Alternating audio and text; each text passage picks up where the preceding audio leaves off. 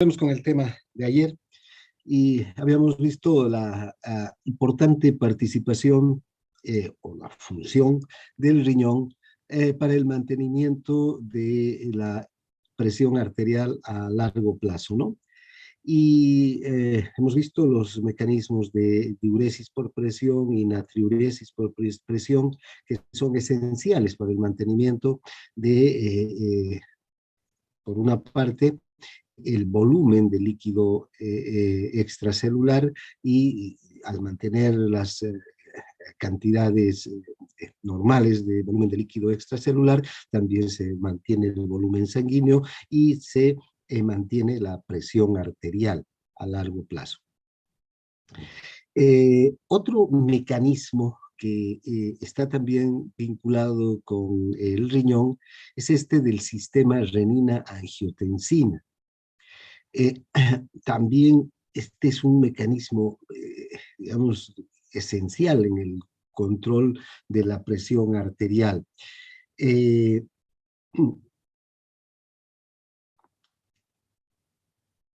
Este mecanismo se inicia a partir de una sustancia, una proteína, que es en realidad una proenzima, que se conoce con el nombre de prerenina. Esta prerenina es sintetizada y almacenada a nivel del riñón en las células yuxtaglomerulares. Estas células yuxtaglomerulares son unas células que están a nivel de los túbulos y se llaman yuxtaglomerulares porque están al lado de los glomérulos, ¿no? Estas células yuxtaglomerulares entonces sintetizan, almacenan la prorenina, que es una proenzima. Esta prorenina, como es una enzima inactivada, se tiene que activar.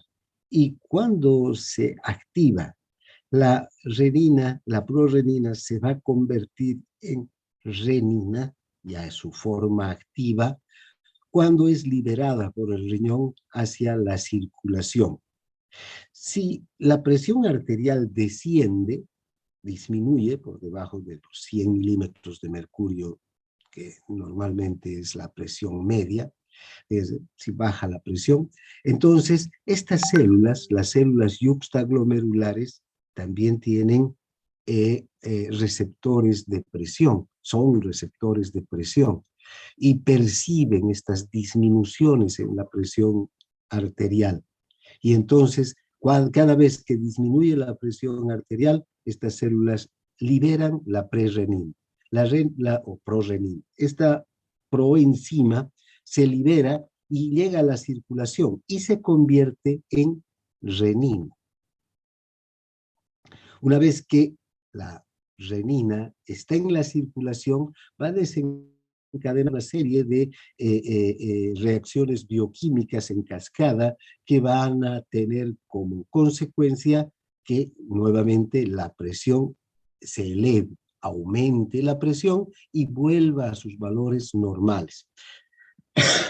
Entonces, este sistema renina-angiotensina es esencial para mantener la presión arterial dentro de sus valores normales. Es también un mecanismo de retroalimentación negativa. Veamos cómo funciona.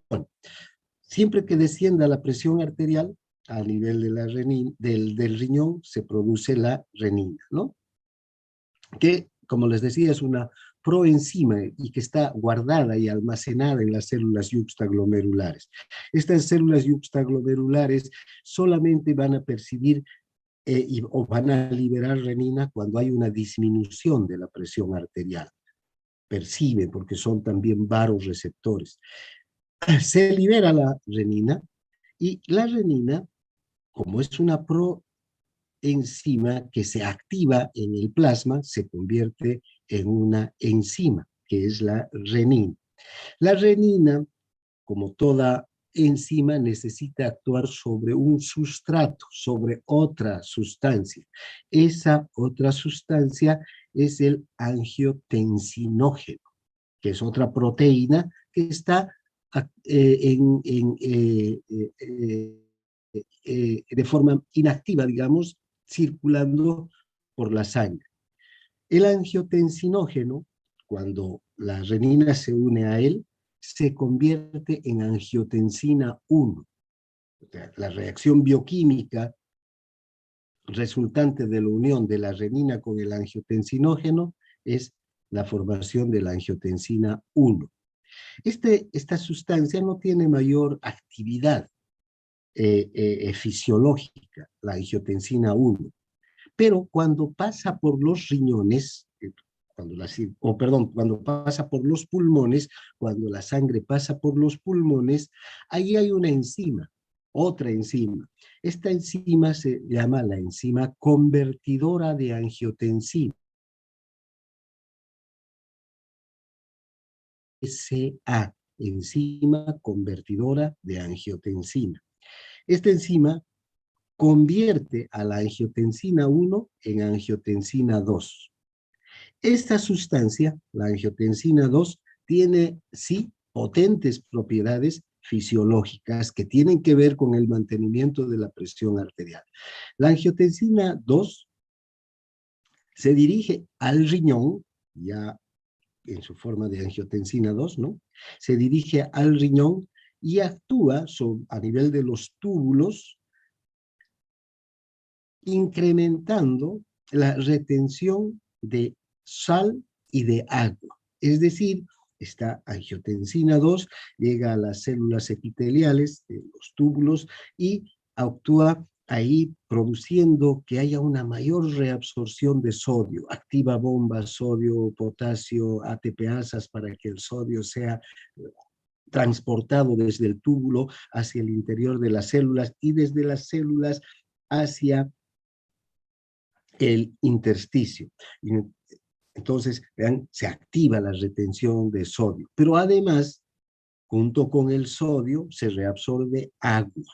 Entonces, cuando baja la presión arterial, si hay un descenso de la presión arterial, esta acción de retener agua y sodio, primero sodio y después agua, pero el agua va a hacer que aumente el volumen. Al aumentar el volumen, aumenta la presión arterial. Pero no solamente la angiotensina actúa sobre la retención renal de sal y de agua a nivel de los riñones, sino también en las arteriolas. Y en las arteriolas actúa a nivel del músculo liso arteriolar y ahí produce vasoconstricción. La vasoconstricción también ayuda a incrementar la presión arterial. Y si recuerdan la ley de Ohm, la presión arterial es igual a flujo por resistencia. Fíjense cómo la angiotensina 2, cuando ya está activada y circulando, se dirige al riñón y aumenta el flujo. ¿Por qué? Porque aumenta la retención de agua, aumenta el volumen sanguíneo, aumenta el flujo. Y a nivel de los vasos, produce vasoconstricción, aumenta la resistencia. Las dos variables que tienen que ver con la presión arterial. Sabemos que la presión arterial es directamente proporcional al flujo y directamente proporcional a la resistencia. Vean qué potente que es este sistema el sistema renina-angiotensina. Pero no solo se queda ahí el sistema renina-angiotensina. La angiotensina además tiene otra función. No solamente actúa a nivel de los túbulos y de los vasos, sino también actúa a nivel de la médula suprarrenal, de la corteza suprarrenal, no de la médula, de la corteza suprarrenal.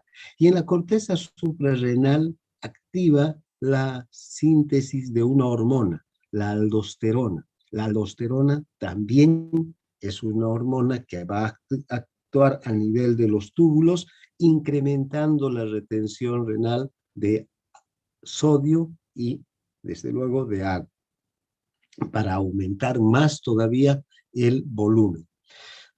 Muchos conocen a este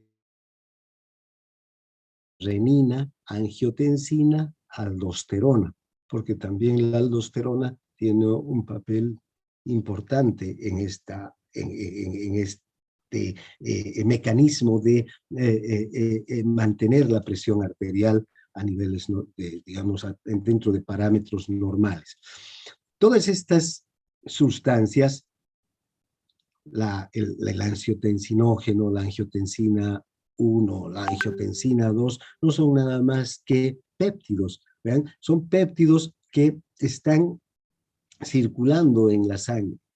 De hecho, el angiotensinógeno, que es la sustancia que va a generar todas estas reacciones, es un péptido que está de manera inactivo en la sangre, circulando constantemente. ¿Cuándo se va a transformar en angiotensina 1? Cuando el riñón libere la prorenina, que se convierte a su vez en renina o se activa como renina, y una vez que la renina actúa sobre el angiotensinógeno, este se convierte en angiotensina. Libera aminoácidos, o sea, vuelve un péptido más corto. Y luego la enzima convertidora actúa sobre la angiotensina 1 y va a liberar más péptidos todavía y se va a convertir en un péptido más pequeño, ¿no? La angiotensina 2. Y esta angiotensina 2 es la que va a producir todos estos efectos. Este es un sistema muy potente, aunque no actúa, digamos, de manera inmediata, no es como el sistema nervioso autónomo sobre como el simpático, que actúa en segundos. El sistema renina-angiotensina necesita un tiempo para que se produzcan todas estas reacciones. No es como el estímulo que va desde los vasoreceptores en segundos o en milésimas de segundo. Este estímulo recorre los nervios glosofaringeo y vago hasta llegar al centro cardiocirculatorio y luego retorna el estímulo a través del simpático, de los nervios simpáticos hacia los vasos. Este es un mecanismo rápido, por eso es que en segundos se activa, ¿no? Se activan los mecanismos simpáticos para regular la presión arterial. Este sistema renina-angiotensina no tiene esa capacidad en velocidad, porque tienen que haber todas estas reacciones químicas, bioquímicas, que lo lleguen a activar. Primero se tiene que liberar la prorenina desde las células yuxtaglomerulares, luego esa prorenina activarse. Una vez que la prorenina se activa y se convierte en renina, esta recién actúa sobre el angiotensinógeno. El angiotensinógeno se convierte en angiotensina 1, tiene que llegar a los pulmones, y una vez en los pulmones, la enzima convertidora de angiotensina, convertirlo en angiotensina 2, y desde ahí la angiotensina 2 dirigirse hacia sus receptores en los túbulos y en el músculo liso de las arterias y arteriolas, y recién ahí producir sus efectos. Entonces es un mecanismo que tarda entre 20 a 40 minutos, puede tardar este mecanismo, no es inmediato. Entonces, ¿cuáles son los principales efectos de la angiotensina 2? Vasoconstricción en muchas zonas del organismo, en arteriolas, también en las venas, pero en especial en las arteriolas es donde más efecto va a tener la angiotensina. Esto va a producir un aumento de la resistencia periférica total. Si aumenta la resistencia, aumenta la presión arterial.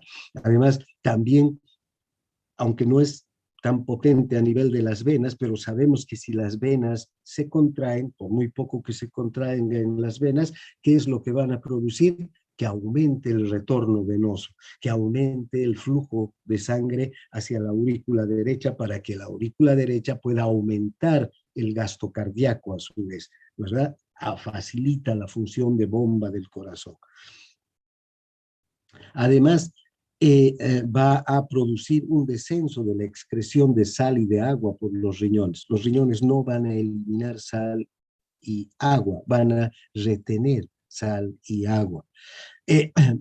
La persona va a orinar menos cantidad de líquido y también de solutos, en especial sal, sodio. Entonces, esa sal y esa agua que se retiene son absorbidos hacia el líquido extracelular y aumenta también el volumen del líquido extracelular. Al aumentar el volumen del líquido extracelular, aumenta el volumen sanguíneo y aumenta la presión arterial. Este mecanismo es un tanto más lento que el de la vasoconstricción, pero también es un mecanismo muy efectivo para mantener la presión arterial a largo plazo. Vean, ¿cuál es la rapidez entonces e intensidad de la respuesta presora vasoconstrictora al sistema renina-angiotensina? Sí, aquí tenemos un individuo con una presión arterial de 100 milímetros de mercurio, presión arterial media de 100 milímetros de mercurio, y se produce una hemorragia, un sangrado, ¿no? Entonces, desciende la presión arterial hasta 50 milímetros de mercurio, ¿no? Pierde medio litro, casi un litro de sangre esta persona y la presión cae, ¿no? Entonces se activa el sistema renina-angiotensina. Y como ustedes pueden ver, va desde este punto, que es la hora cero, el momento de la hemorragia, todavía para que el sistema esté plenamente actuando, ¿vean? Va a pasar entre 20, 40 minutos. Entonces, sí, recién el sistema va a actuar plenamente y va a poder ayudar a restaurar la presión arterial en ese tiempo. Aunque aquí estamos viendo solo el sistema renina-angiotensina, no estamos hablando del sistema simpático, por ejemplo, que también está actuando. Enseguida vamos a ver cómo actúan todos los sistemas de manera integrada. Aquí lo estamos viendo solamente al sistema renina-angiotensina actuando inmediatamente. Entonces, entre 20, 40 minutos, el sistema renina-angiotensina ya está plenamente actuando y contribuyendo a regular la presión arterial. Este sistema, el sistema renina-angiotensina, lo mismo que el sistema simpático, es un objetivo, un blanco de numerosos medicamentos que tienen que ver con el tratamiento de la hipertensión arterial en particular. Van a ver cuando lleguen a farmacología, tienen que saber muy bien todos estos mecanismos del simpático, del sistema renina-angiotensina, si quieren entender cómo funcionan los medicamentos. Entonces, sobre este sistema hay medicamentos que inhiben a la enzima convertidora de la angiotensina, hay medicamentos que antagonizan con la angiotensina 2 en los receptores de angiotensina, tanto a nivel de los vasos como a nivel de los túbulos, hay medicamentos que evitan que se libere renina. Entonces hay varios tipos de medicamentos que van a actuar sobre el sistema renina-angiotensina-aldosterona. Bien, a nivel de los riñones, entonces, vean, la angiotensina 2, provoca retención renal de sal y de agua, ¿no? Además, no solamente es la acción de la propia, tiene sus propios receptores y su propio mecanismo de acción a nivel de los túbulos, pero además está la secreción de aldosterona. La angiotensina estimula la secreción de aldosterona en la médula o en la corteza suprarrenal de la glándula suprarrenal. La glándula suprarrenal, como ya hemos visto, tiene una zona cortical, una corteza y una zona medular. En la médula se secretan, se sintetizan y se secretan las hormonas eh, adrenalina y noradrenalina, ¿no? Ya hemos hablado de estos dos. A nivel de la corteza se van a sintetizar los corticoides, el cortisol, la aldosterona y unas otras hormonas sexuales, los andrógenos. La aldosterona, una de estas hormonas que se sintetiza a nivel de la corteza suprarrenal, es una eh, eh, eh, eh, hormona que actúa a nivel de los túbulos. Esta hormona se dirige directamente a los túbulos para aumentar la reabsorción de sal y de agua a nivel de los túbulos renales. Entonces, vean, estos mecanismos son complementarios entonces.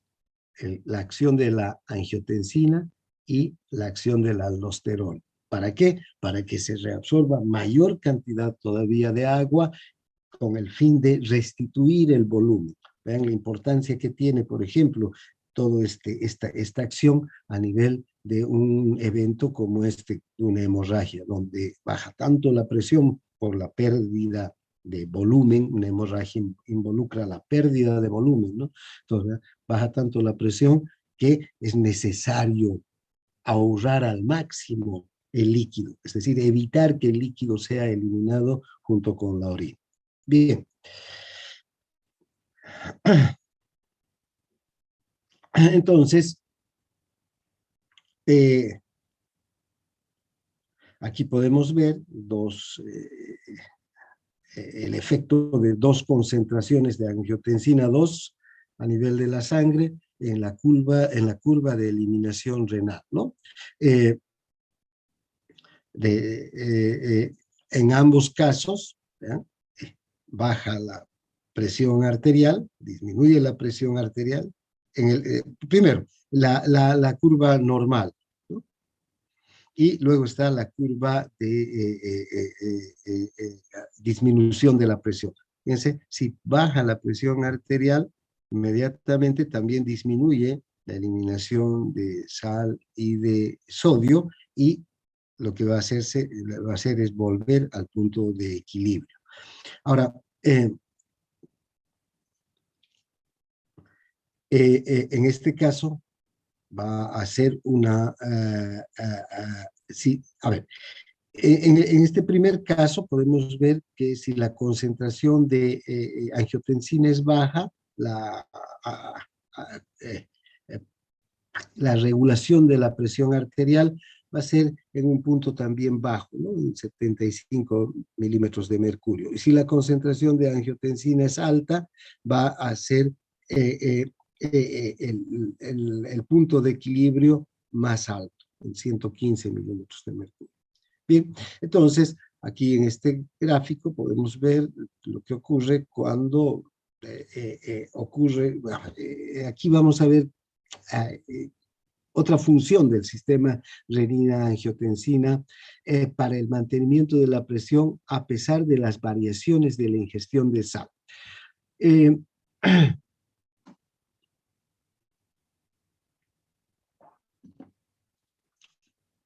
Vean, ¿qué pasa en un organismo sano? Que tiene variaciones en la ingesta del consumo de sal. Por ejemplo, y hace días yo les decía que un día podemos consumir poca sal. Por determinadas circunstancias, la alimentación de este día incluye muy poca sal. Al día siguiente podemos consumir mucha sal. Y hemos visto que tenemos el mecanismo de natriuresis por presión. Este es un mecanismo que tiene el riñón y que se activa cada vez que aumenta la concentración de sodio en el líquido extracelular, ¿no? Entonces, el sodio pasa a nivel de los glomérulos hacia el filtrado glomerular y se reabsorbe la cantidad exacta de sodio que necesita para mantenerse su concentración en el líquido extracelular, y el resto, el exceso de sodio, se lo elimina. Ahora vean también cómo interviene el sistema renina-angiotensina para el mantenimiento de la presión a pesar de estas variaciones en el consumo de sal. Un día consumimos poca y otro consumimos mucha sal, ¿no? Son hábitos que tenemos los humanos, ¿no? Vean, si se incrementa el consumo de sal, se incrementa el líquido extracelular, porque ya sabemos, la sal tiene una función o tiene una actividad osmótica. Es el sodio es uno de los iones que tiene una mayor actividad osmótica. ¿Esto qué quiere decir? Atrae agua. Donde hay sodio, hay agua. Entonces, si aumenta el sodio en el líquido extracelular, va a aumentar el agua en el líquido extracelular. Va a atraer agua. Y si aumenta el agua, aumenta el volumen del líquido extracelular. Y si aumenta el volumen, aumenta la presión arterial. ¿Qué ocurre a nivel de las células yuxtaglomerulares entonces? Aumenta la presión. Hemos visto hace un momento cómo cuando disminuye la presión, las células yuxtaglomerulares liberan prerenina para que ésta se convierta en renina o se active como renina. En este caso, cuando aumenta la presión arterial, estas células yuxtaglomerulares también perciben ese incremento de la presión, porque son varoreceptores, perciben variaciones en la presión. E inmediatamente lo que hacen es disminuir la secreción de renina y desde luego la conversión de la angiotensina del angiotensinógeno en angiotensina. Disminuye todo el mecanismo renina-angiotensina. En ese momento disminuye la retención renal de sal y de agua. En los riñones no hay ni aldosterona que reabsorba o que contribuyan a reabsorber la sal y el agua. En las células epiteliales de los túbulos no actúan ni angiotensina 2 ni aldosterona, porque este sistema no está o ha disminuido en su función. Entonces, vean, al no haber retención renal de sal y de agua, ¿qué se va a producir? Una orina abundante. Se va a eliminar agua y sal a través de la orina. La persona va a orinar más, lo contrario de lo que ocurre cuando hay una hemorragia. Hay retención de sal, hay retención de agua. Esa presión arterial baja como consecuencia de la hemorragia, lo que hace es que desaparezca la orina, prácticamente, ¿no? En cambio aquí sucede lo contrario. La persona orina más, aumenta la excreción renal de sal y de agua. Y con eso retorna el volumen de líquido extracelular a niveles normales. Y si retorna el volumen de líquido extracelular a cantidades, concentraciones normales, va a retornar la presión arterial también a valores normales. Entonces, ven, el sistema renina-angiotensina no solamente funciona en casos de hipotensión, es decir, pérdida de líquido extracelular cuando disminuye la presión arterial. También se encarga de mantener la presión a valores normales cuando aumenta la presión y si esa presión aumenta debido a un aumento del volumen del líquido extracelular. Ahora, el, el sistema renina-angiotensina, entonces, va a tener una acción más cotidiana, más de todos los días, manteniendo esta presión arterial cuando hay incrementos en el consumo de sal, ¿ya? O variaciones en el consumo de sal. Hoy comemos poca sal, este sistema funciona, digamos, dentro de sus características, digamos, de norma. Inmediatamente este sistema también se activa. ¿Cómo se activa? No produciendo más renina ni produciendo más angiotensina 2, sino disminuyendo la producción de renina y, desde luego, la conversión de la angiotensina 1 en angiotensina 2. Bien. Ahora, vean, gracias a este sistema renina-angiotensina, cuando consumimos, que actúa cuando consumimos sal, la presión no va a aumentar de 4 a 6 milímetros de mercurio en respuesta a un aumento de ingesta de sal hasta de 50 veces. ¿Ven? Este sistema entonces mantiene tan bien la presión arterial a pesar de que podamos consumir un día 1 gramo y mañana 50 gramos de sal. Imagínense esa variación en el consumo de sal que puede haber. Pero el sistema está capacitado para poder ajustar el líquido extracelular a este consumo tan alto de sal y ayudar más bien a que la sal se rápidamente a través de la orina.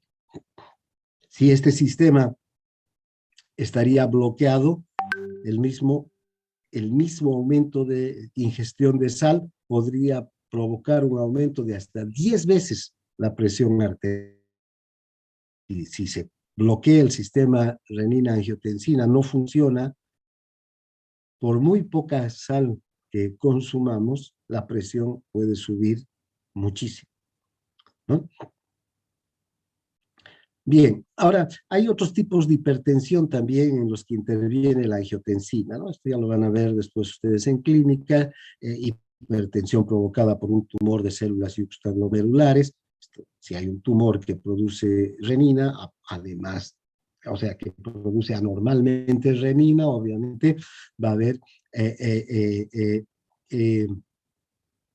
puede producirse una hipertensión, ¿no? Porque va a haber una retención de sal y de agua anormal. Hipertensión de gallbladder con riñón, un riñón solamente trabaja un riñón, con 2 riñones, cuando son los 2 riñones los que están alterados y no se producen adecuadamente. En realidad aquí hay una hipertensión permanente de las arteriolas renales que producen que las células yuxtaglomerulares aumenten su producción de renina, ¿no?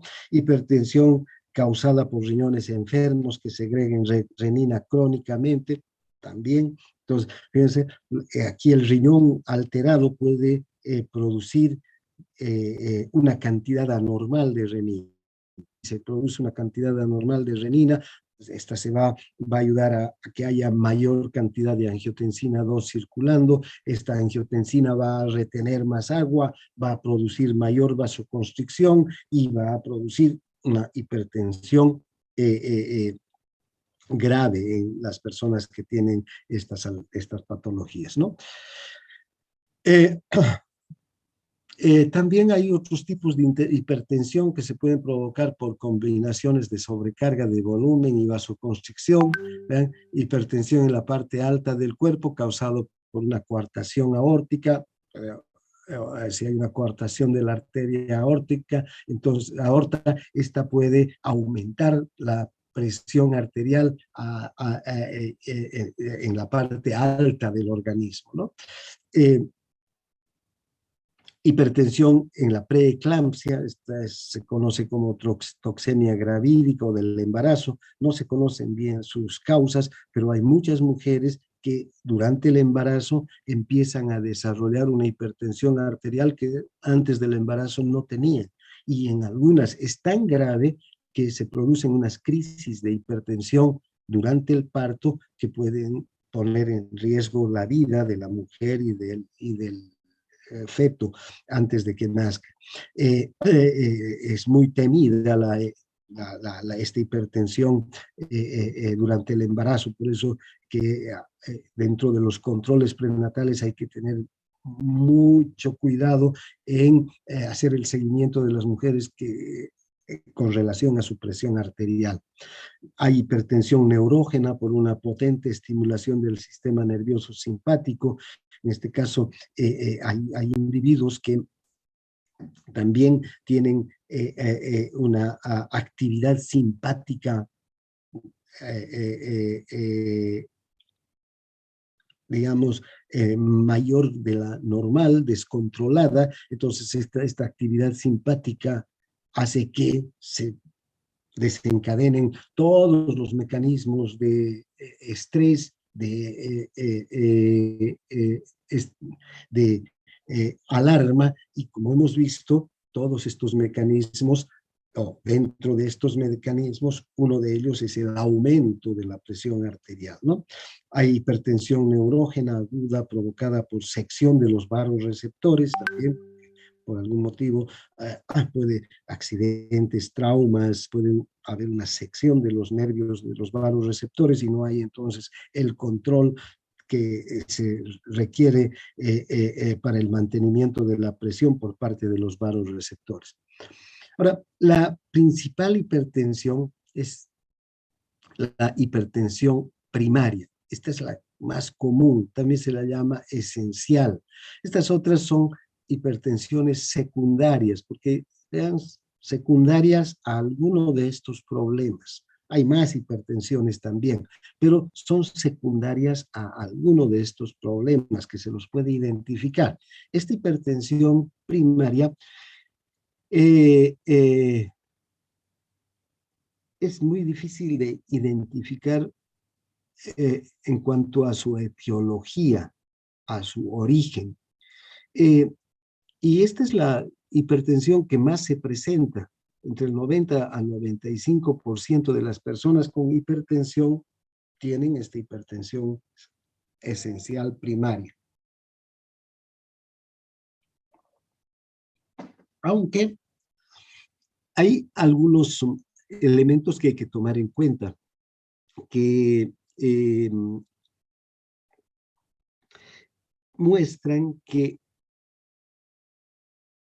muchos de los pacientes con hipertensión esencial, con hipertensión primaria, tienen un gen que lo heredan y que les predispone a desarrollar la enfermedad. Por eso vamos a ver que hay familias de hipertensos, ¿no?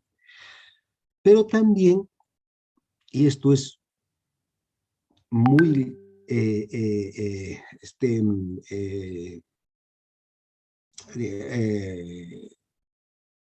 llamativo, es que las personas que desarrollan hipertensión, al margen de esta tendencia hereditaria, otras personas que no provienen de familias de hipertensos,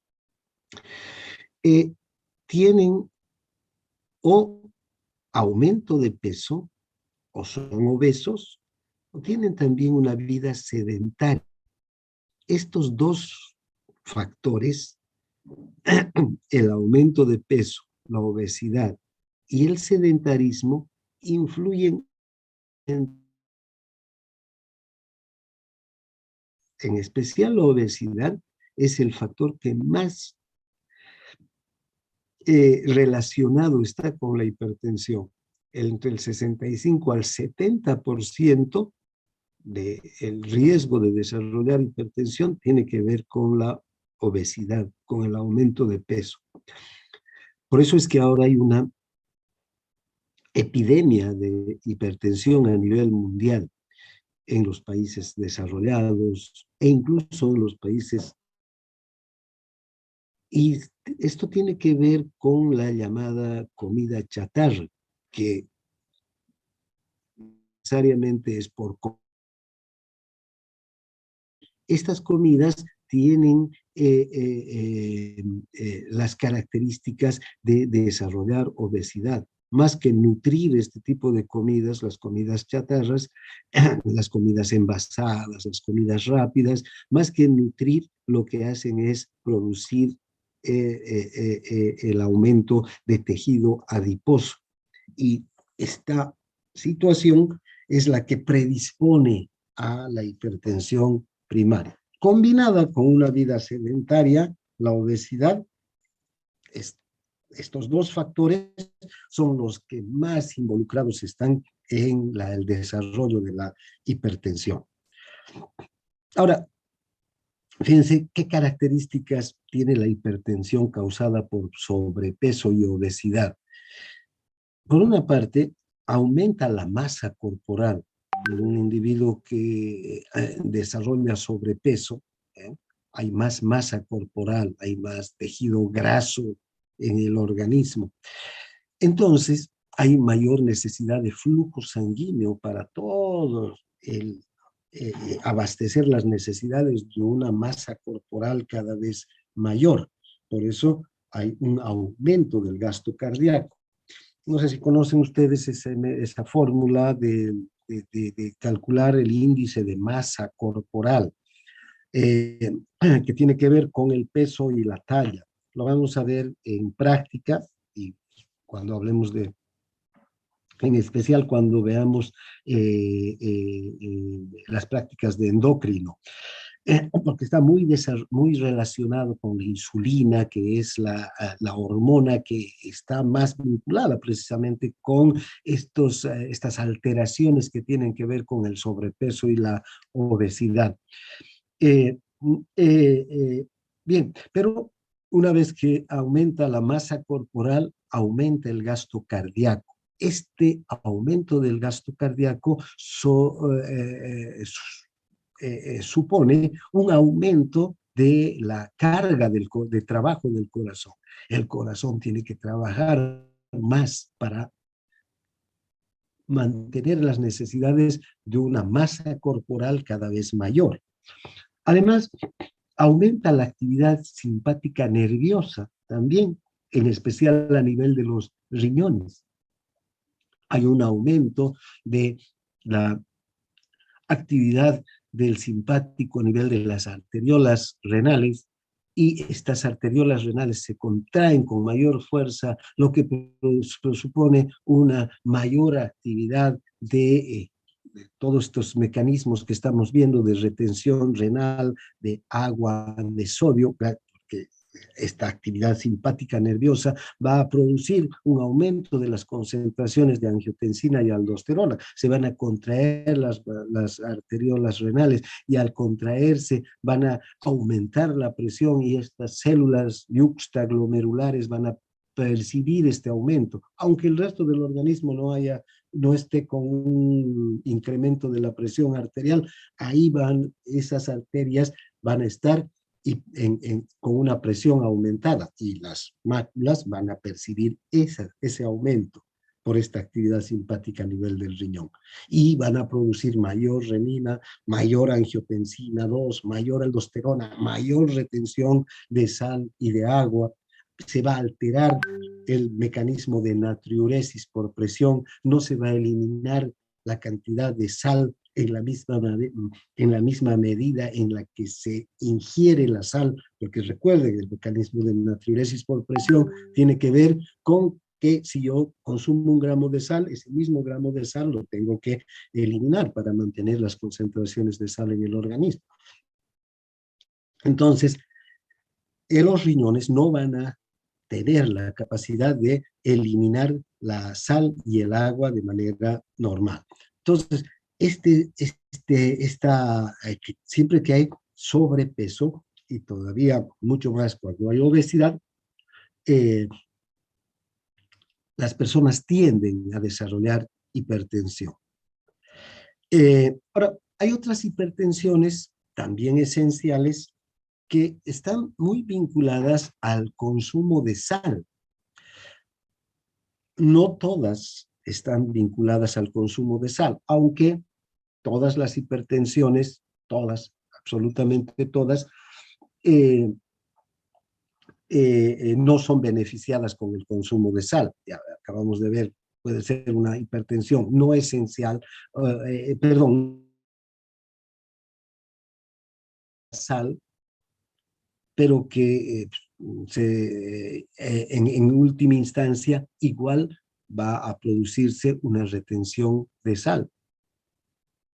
Por ejemplo, esta que tiene que ver con la obesidad, es decir, esta puede ser solamente por obesidad, no tiene que ver, no es sensible a la sal, pero en última instancia, al alterarse estos mecanismos, igual la sal va a afectar al hipertenso, o en cualquiera de los otros casos, incluso de estas hipertensiones primarias, donde también los mecanismos de eliminación de la sal van a estar alterados, porque el organismo va a estar reteniendo sal y agua. Y si le damos más sal todavía en la ingesta, eso va a producir una hipertensión aún mayor. Entonces, ahora, estos dos tipos de hipertensiones, esencial, sensible y no sensible a la sal, se dividen porque una está insensible a la sal. Se manifiesta que cuando se cambia de una ingestión baja de sal a una ingestión alta de sal, la presión arterial no aumenta significativamente. En cambio, la hipertensión esencial sensible a la sal va a hacer que cuando la persona ingiera sal, la presión se dispare muchísimo, ¿no? Si ustedes ven, esta es la curva normal, ¿no? La negra, eh, eh, de la presión arterial, ¿no? Eh, si una persona normal, este es el punto de equilibrio de, si una persona ingiere sal, va a subir el punto de equilibrio en función de la ingesta, pero luego se va a eliminar la sal y va a volver al punto de equilibrio. Fíjense en una persona hipertensa, que esta es la curva de la persona no insensible a la sal, pero hipertensa, la roja. Ya tiene hipertensión, vean, ya la curva de la función renal ya está desplazada hacia la derecha, como es en el caso de los hipertensos, ¿no? Tenemos 140 milímetros de mercurio de presión de este individuo. ¿Qué sucede cuando consume sal? Aumenta la presión, ¿no?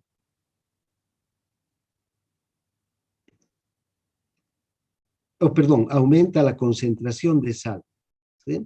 Pero eh, eh, luego elimina la sal y la presión va a volver a su valor normal.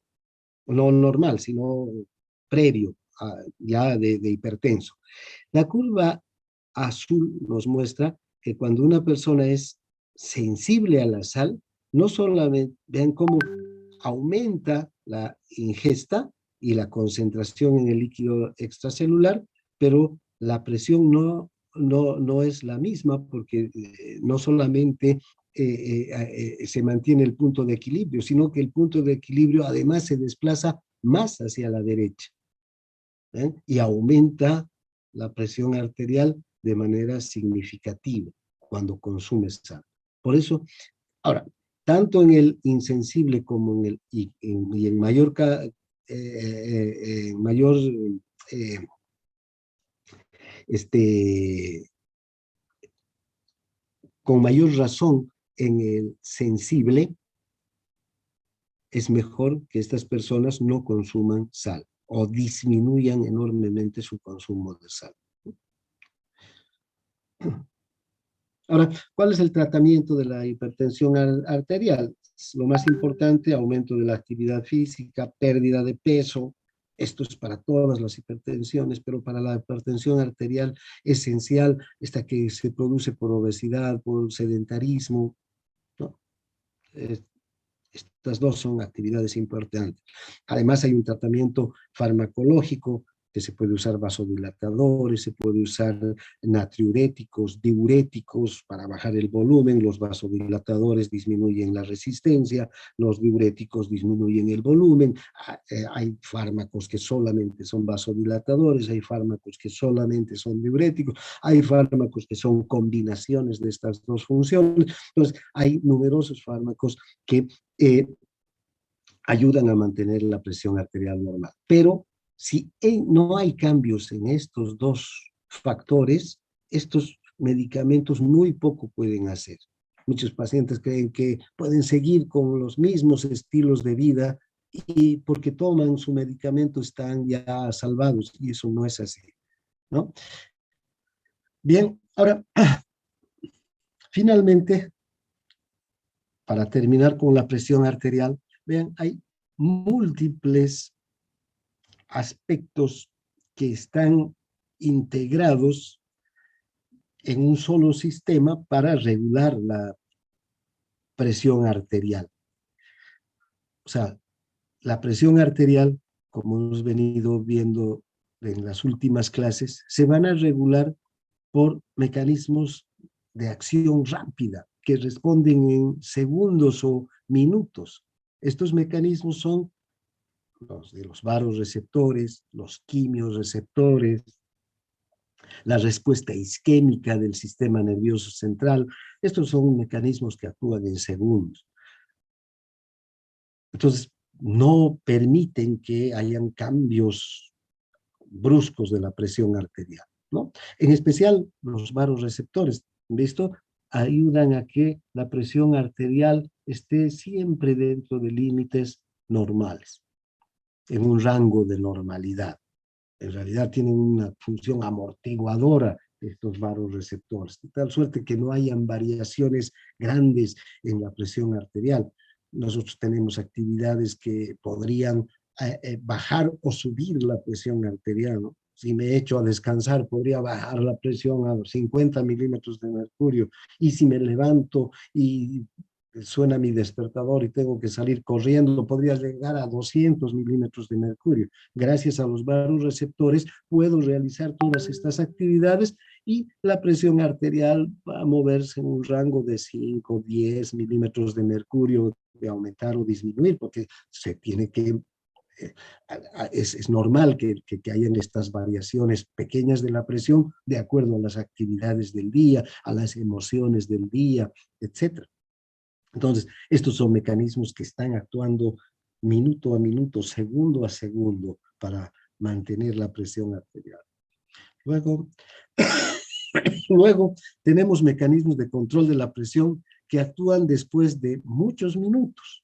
Aquí está el sistema renina-angiotensina. Hemos visto 20, 40 minutos, ya el sistema renina está en acción. No es igual que estos. Estos actúan en segundos. Estos necesitan un tiempo. Lo mismo la relajación de la vasculatura en el estrés. Durante el estrés intenso, y al menos si ese estrés es de tipo emocional, un estrés de tipo de sobrecarga, de preocupaciones, hay una vasoconstricción intensa. Entonces, aquí, y aumento del volumen también, porque aumenta el gasto cardíaco, y aumenta el retorno venoso, porque hay una contracción venosa. Entonces, poco a poco la musculatura de los vasos, la musculatura vascular, se tiene que ir acomodando a estos cambios y se va produciendo una relajación, una dilatación de la musculatura vascular. Eso ocurre durante minutos también. El desplazamiento de líquidos a través de las paredes del capilar también. ¿Ven? Si aumenta mucho la presión a nivel de los capilares, hemos visto que cuando hemos hablado de la microcirculación, si aumenta la presión capilar por encima de 17 milímetros de mercurio, ¿qué va a ocurrir? Va a aumentar la salida del líquido desde el capilar hacia el intersticio. ¿Recuerdan las fuerzas de Starling que tienen que ver con la salida del líquido desde el capilar hacia el intersticio y el retorno del líquido desde el intersticio hacia el capilar? Pero si aumenta la presión sanguínea, si aumenta la presión arteriolas en las venas, también va a aumentar la presión en el capilar. Y al aumentar la presión en el capilar, se van a favorecer las fuerzas de salida del líquido. Este líquido va a salir hacia el intersticio, pero no es que sale en un segundo, sino tarda minutos el líquido en desplazarse desde la sangre hacia el intersticio. Y luego están los mecanismos ya a largo plazo, o el mecanismo a largo plazo, este mecanismo de control de la presión renal, volumen de sangre. Es el sistema renal líquido corporal, que hemos visto, el de la diuresis por presión, natriuresis por presión. Estos son mecanismos que a largo plazo mantienen la presión arterial dentro de valores normales, ¿no? Si vemos estas curvas, entonces el eje de las X nos muestra el tiempo en segundos, en minutos, en horas, en días, y el eje de las Y es el mecanismo de retroalimentación que primero va a aparecer de acuerdo y a la, digamos, como estos mecanismos de retroalimentación negativa que entran en juego para volverla a la presión a límites normales. Fíjense, el primer mecanismo que aparece es esta línea negra, ¿no? Intenso, es muy intenso. La intensidad de esta respuesta es alta, como ustedes pueden ver, y aparece a los pocos segundos. Es el de los varoreceptores. El segundo mecanismo es el de los quimiorreceptores, también intenso, a los segundos también. Que hay una hipotensión muy baja, por debajo de 50 milímetros de mercurio, los quimiorreceptores empiezan a percibir la disminución del oxígeno, el aumento del dióxido de carbono, y entonces hay una respuesta potente del sistema simpático. Finalmente, este es el más potente de todos, la respuesta isquémica del sistema nervioso, cuando ya empieza a haber isquemia en las células nerviosas, en las neuronas, entonces es la última trinchera. Esta es la respuesta más potente que se encamina a través del sistema simpático para para restaurar la presión arterial. Si esta respuesta isquémica no funciona, ya no hay más alternativa para esa persona, ¿no? Ya la presión ya va a bajar y bajar y bajar hasta que la persona muere. Luego tenemos la relajación vascular durante el estrés, ¿ya? Que es una respuesta a largo plazo, ¿no? Que se pone en actividad ya no en segundos, empiezan a los segundos, pero para poder estar funcional pueden pasar minutos o horas. También la de la salida del líquido hacia los capilares, desde los capilares, perdón, hacia el intersticio, fíjense, también es una respuesta que en minutos va a estar activa. Luego está la de la aldosterona, ¿no? También, ¿no?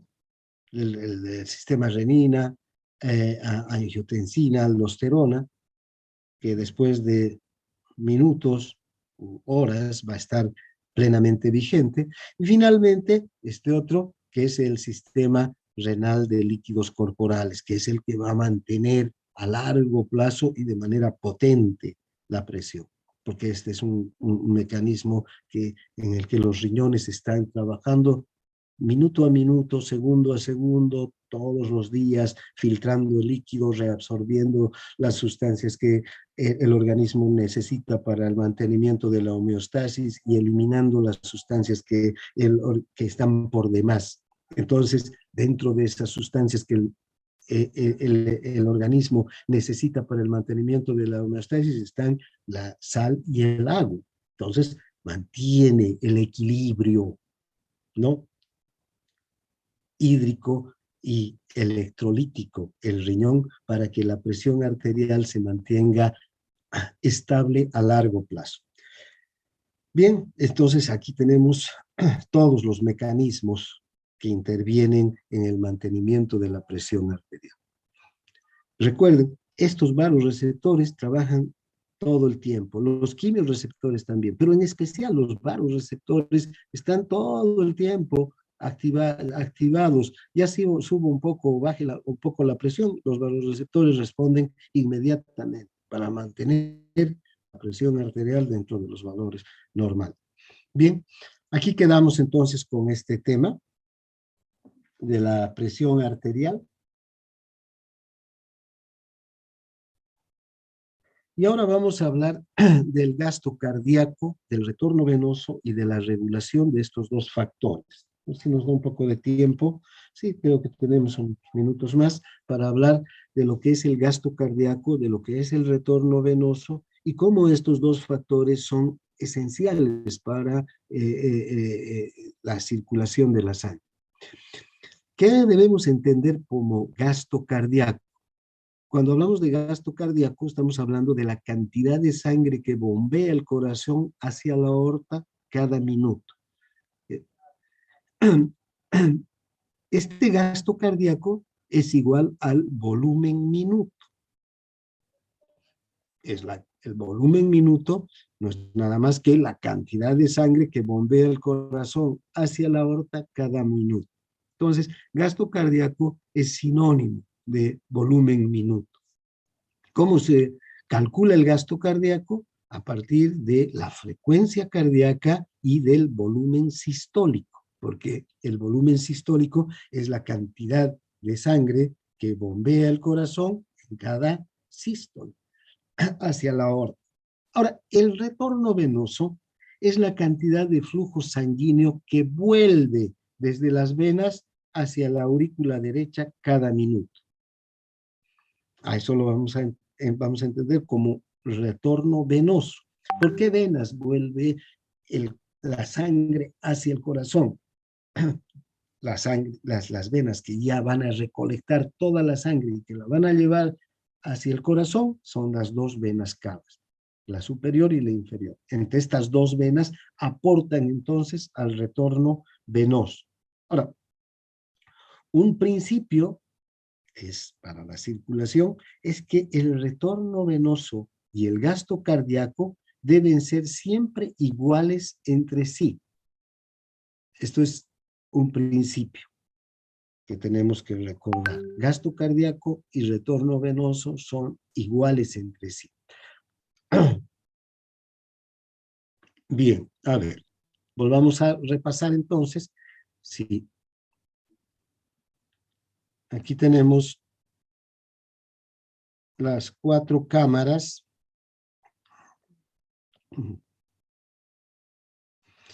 Muy bien. Este es un corazón, esta es la aurícula derecha y este es el ventrículo izquierdo. ¿Qué dice que es el gasto cardíaco? La cantidad de sangre que el corazón bombea hacia la aorta. Esta es la aorta. Entonces, el gasto cardíaco es toda la cantidad de sangre que el corazón es capaz de bombear hacia la aorta en un minuto. Durante un minuto. O sea, aquí hay una relación de volumen y tiempo, cantidad y tiempo, ¿no? Y el retorno venoso es la cantidad del flujo sanguíneo que llega hacia el corazón, ¿no? Desde las venas. Y desde la circulación sistémica llegan a través de la vena cava superior y de la vena cava inferior a la aurícula derecha. Este es entonces el retorno venoso. Estas venas cavas, van a ser las que van a traer la sangre. Ahora, no puede llegar una cantidad de sangre que el corazón no sea capaz de, desde el punto de vista fisiológico, eyectar hacia la circulación. toda la cantidad de sangre que llega en el retorno venoso va a ser eyectada por el corazón hacia la circulación. Por eso es que el gasto cardíaco y el retorno venoso deben ser iguales entre sí. Bueno, si sabemos que en cada sístole el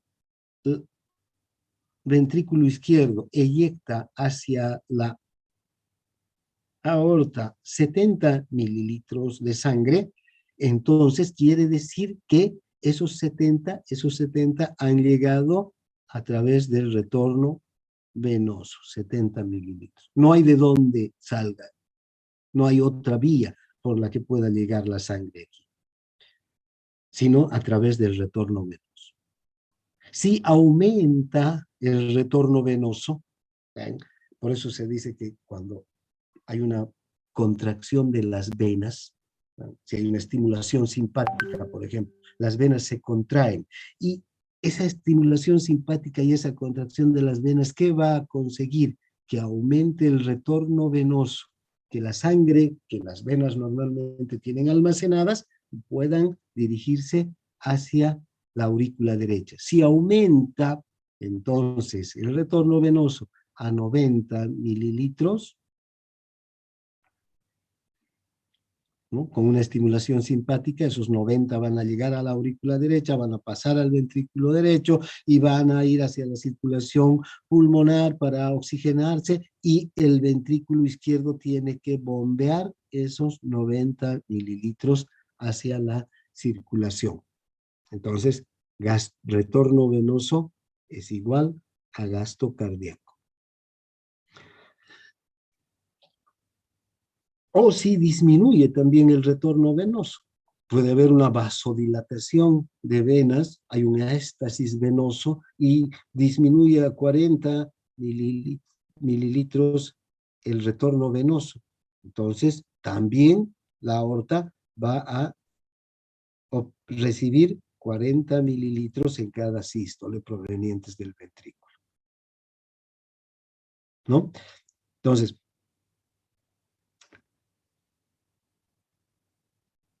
esos dos conceptos no los olviden, el gasto cardíaco y el retorno venoso.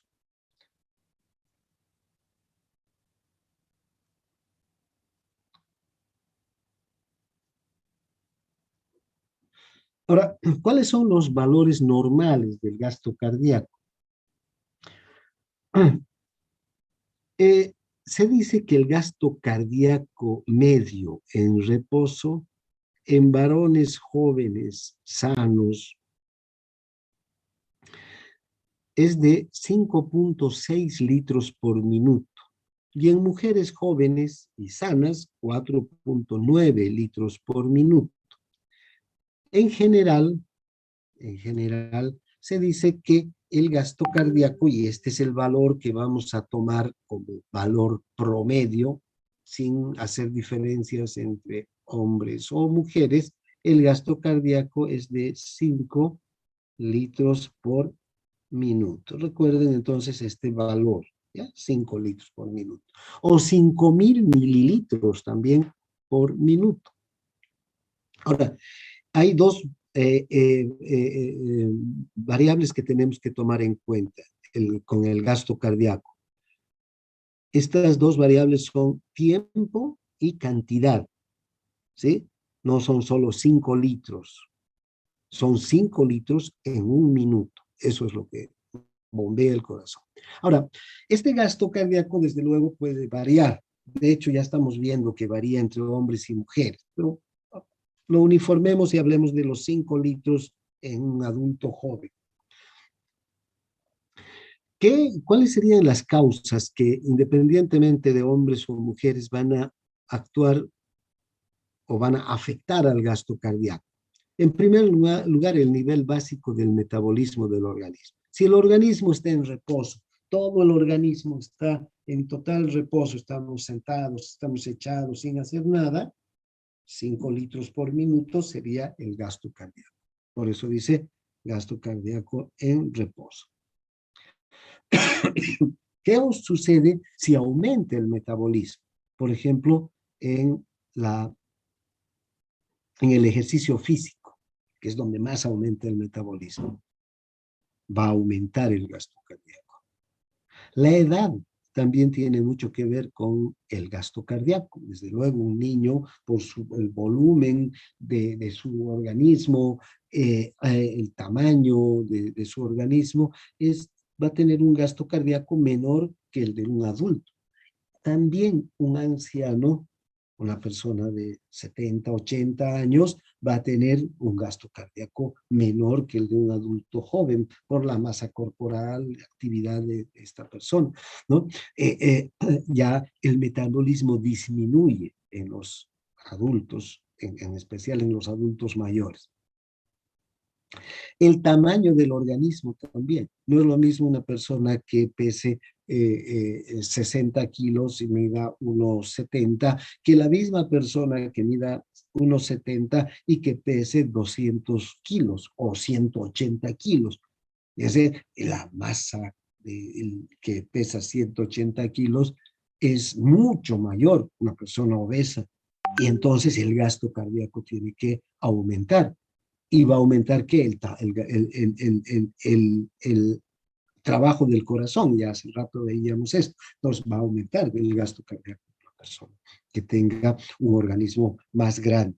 O, por ejemplo, no es lo mismo una persona delgada, no digamos emaciada, sino delgada, que mida unos 70, con un físico culturista, ¿no? Una persona con un desarrollo de una masa muscular muy grande, que tiene una mayor masa muscular que una persona delgada. El gasto cardíaco, para satisfacer las necesidades de esa masa muscular aumentada, tiene que aumentar. Hay algunas situaciones fisiológicas también, como el embarazo, que hay que considerar. Durante el embarazo también hay un aumento del gasto cardíaco en las mujeres porque aumenta la masa corporal de una mujer con el feto que está en gestación y que está aumentando de volumen, ¿no? Es normal que aumente el gasto cardíaco en las mujeres embarazadas. Bien, entonces son las características del gasto cardíaco, cómo puede variar. Ahora, otro valor que tenemos que tener en cuenta relacionado con el gasto cardíaco es el índice cardíaco. Esta es una medida mucho más precisa, ¿bien? De la cantidad de sangre que bombea el corazón hacia el organismo en función de las necesidades de cada organismo en particular. Y este índice cardíaco es el gasto cardíaco por cada metro cuadrado de superficie corporal.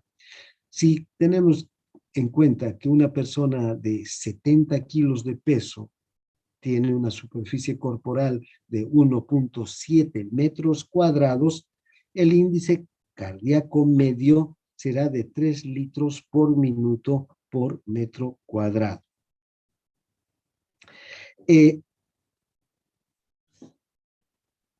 Entonces, aquí vamos a ver que este individuo de 70 kilos con 1.7 metros cuadrados va a tener alrededor de los 5 litros por minuto, ¿no es verdad? Porque tiene 1.7 metros cuadrados. Entonces, una persona tiene un índice cardíaco medio de 3 litros por minuto por metro cuadrado de superficie corporal. Entonces, aquí podemos, si podemos calcular la superficie corporal de un obeso o de un delgado, vamos a ver que el índice cardíaco va a variar en cada uno de ellos, ¿no? Bien, ahora, ya les decía, en la edad también tiene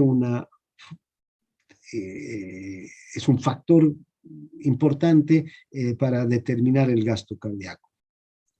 A los 10 años va a haber un índice cardíaco, en este caso, de 4 litros por minuto por metro cuadrado de superficie corporal.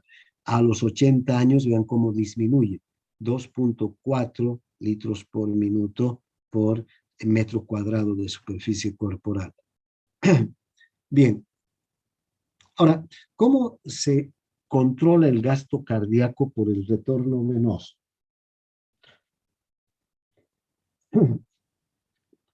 Directamente el gasto cardíaco está controlado por el retorno venoso. No es el corazón el que va a controlar el gasto cardíaco. En un corazón sano, no es el corazón simplemente responde a la cantidad de sangre que le llega desde las venas. Por eso se dice que el gasto cardíaco está controlado por el retorno venoso. Si le llega 70 mililitros de sangre al corazón en cada ciclo cardíaco, esos 70 mililitros los va a bombear hacia la aorta. Desde luego, cuando el corazón está sano, cuando el corazón está fisiológicamente en condiciones, ¿no? Ahora, hay algunos otros factores de la circulación periférica que pueden afectar al flujo de sangre hacia el corazón desde las venas. Estos están, desde luego, el sistema simpático y los propios riñones, pero que van a actuar como controladores que van a contribuir a la respuesta del corazón al... ¿Ven? ¿Por qué se dice que el gasto cardíaco está controlado por el retorno venoso? ¿Recuerdan la ley de Frank-Starling?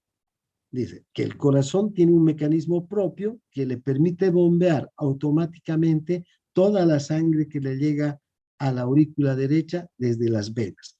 Si al corazón le llega 50 mililitros de sangre, va a bombear los 50. Si aumenta, va a bombear lo que aumente. Si aumenta a 70, va a bombear 70. Si aumenta a 90, va a bombear los 90. ¿Por qué es esto? Porque el corazón, al recibir volúmenes mayores de retorno venoso, va a estirarse y se va a acomodar al retorno venoso, dentro de límites fisiológicos, desde luego, se va a acomodar. Las fibras cardíacas, del músculo cardíaco, se van a estirar y al estirarse van a aceptar un mayor volumen de sangre. Pero también ese estiramiento va a producir una respuesta contráctil mucho mayor. Cuanto más se estire el músculo, la respuesta contráctil va a ser mayor, con más fuerza se va a contraer el corazón. ¿Esto con el fin de qué? De poder bombear toda la sangre que ha llegado hacia el corazón. Esto es esencial. Esta es la ley de Frank-Starling, que ya la hemos estudiado anteriormente. Este es un mecanismo intrínseco que tiene el corazón. Por eso dice que el gasto cardíaco está controlado por el retorno venoso. Si llega más o menos sangre desde las venas, el corazón se va a acomodar a esa cantidad de sangre que llega para bombearla hacia la circulación. Pero también pueden haber otros mecanismos que actúan como controladores. Puede aumentar la frecuencia cardíaca en un 10 a 15% por un estiramiento del nódulo sinusal. Si está llegando mayor cantidad de sangre hacia la aurícula derecha, vean, en la aurícula derecha está el nódulo sinusal, entonces el nódulo sinusal se va a estimular. ¿Para qué? Para poder aumentar la frecuencia y poder abastecer ese aumento, ese incremento del retorno venoso, si está llegando más sangre desde las venas. También está el reflejo de Bainbridge, recuerda, que también hace que el corazón, la aurícula acepte mayor cantidad de volumen de sangre de retorno. Bien, ahora, ¿qué factores van a intervenir para que aumente el retorno venoso? El retorno venoso no es nada más que la cantidad de sangre que fluye desde las venas hacia las aurículas, hacia la aurícula derecha puntualmente. Fíjense, todas las venas recolectan la sangre de todos los territorios del organismo, de todos los tejidos, y los conducen hacia el corazón. Terminan en las dos venas, en la cara superior y en la inferior, pero son todas las venas las que están trayendo desde el dedo gordo del pie, de la punta de la nariz, desde los intestinos, desde todos los tejidos, la sangre hacia el corazón. Entonces, el retorno venoso, esta cantidad de sangre que está llegando a la aurícula derecha, no es nada más que la suma de todo el flujo sanguíneo local a través de los segmentos tisulares de la circulación periférica. Si sumamos entonces la sangre que viene del dedo gordo del pie, de la punta de la nariz, del intestino, del corazón, no de las cámaras, sino de las propias venas del corazón, o del hígado, o de cualquier tejido, sumamos todos los tejidos, todos, la sangre que viene de todos los tejidos, eso es el retorno venoso.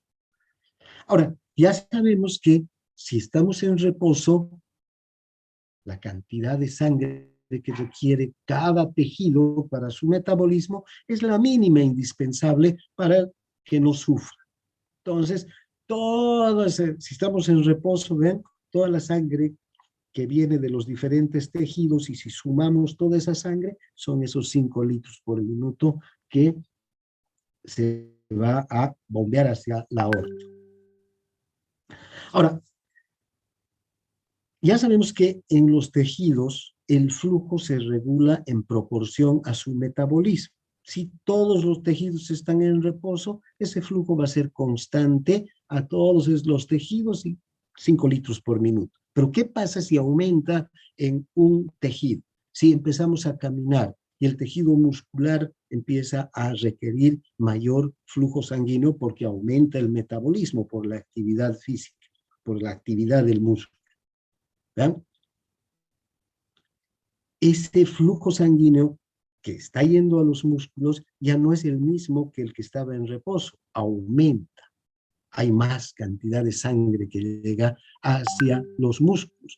Este aumento de la cantidad de sangre está directamente relacionado con la actividad metabólica, y la actividad metabólica implica consumo de oxígeno. Si no hay oxígeno, no hay metabolismo. Entonces tiene que aumentar el flujo para que aumente la actividad metabólica. Ahora, entonces, vean, aquí los músculos están requiriendo mayor cantidad de sangre, y entonces tiene que aumentar la cantidad de sangre que se bombee desde el corazón hacia los músculos.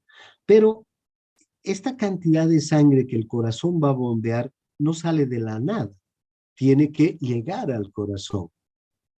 ¿Y cómo es que llega al corazón? Porque aumenta el flujo hacia los músculos y aumenta el retorno venoso desde los músculos. Entonces, vean, inmediatamente un músculo se pone en funcionamiento, se dilatan las arteriolas, llega mayor cantidad de sangre hacia ese músculo, de ahí la sangre pasa a las venas y retorna hacia el corazón, y ya está llegando mayor cantidad de sangre al corazón. Ha aumentado el retorno venoso e inmediatamente va a aumentar el gasto cardíaco. Entonces, este gasto cardíaco no es nada más que la suma de todos los flujos, ¿no?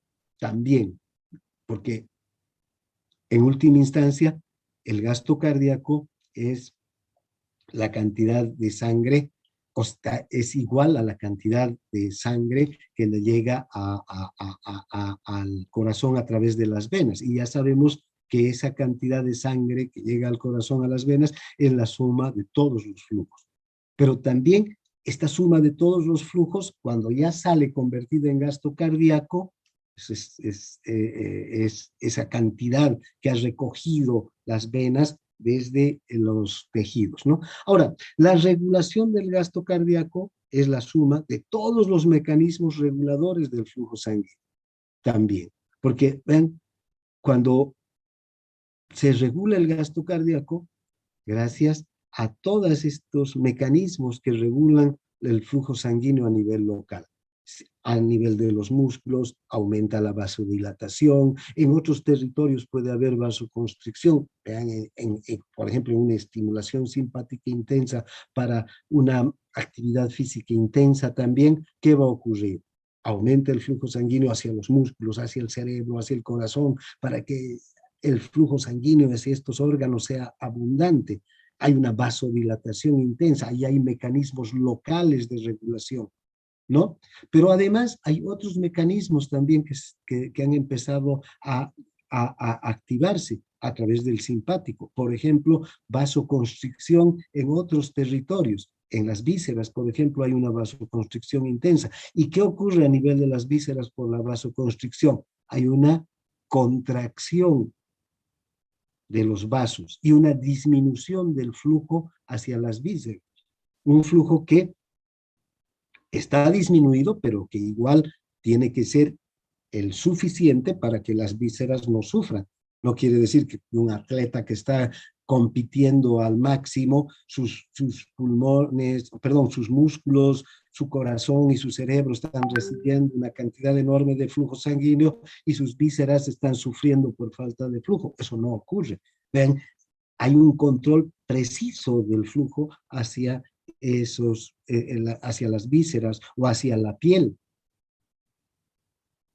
Entonces, el control del gasto cardíaco o la regulación del gasto cardíaco va a estar directamente vinculado también con la regulación o con la suma de todos los mecanismos reguladores, de todos estos mecanismos locales, del simpático, ¿ven? Que van a intervenir a nivel de todos los tejidos, porque ya recuerden, la cantidad que bombea el corazón en un minuto tiene que ser suficiente para responder a las necesidades de todos los tejidos. No porque un tejido esté en actividad, el resto de los tejidos van a ser olvidados, ¿no? Todos los tejidos tienen que recibir la cantidad de flujo que necesitan. Si un tejido aumentó, hay mecanismos locales que regulan el aumento para este tejido. Y si otro disminuyó, también hay mecanismos que van a involucrarse en disminuir la cantidad de flujo hacia ese tejido. Pero ese flujo va a ser el que el tejido necesita para sobrevivir. Por eso que se regula tan precisamente el gasto cardíaco. O sea, tiene que estar directo, la regulación de la cantidad de sangre entonces que sale desde el corazón hasta la aorta, tiene que estar en directa relación con la suma de todos los mecanismos reguladores del flujo sanguíneo local a nivel de todos los tejidos. Bien, aquí vamos a quedar.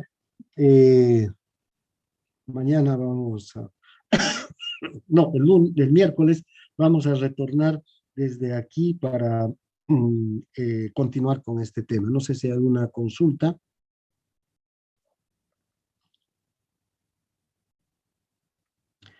Bien, si no hay nada, nos vemos la próxima clase. Gracias por su atención. Hasta luego, doctor. Gracias. Hasta luego, doctor. Gracias. Chao, chao.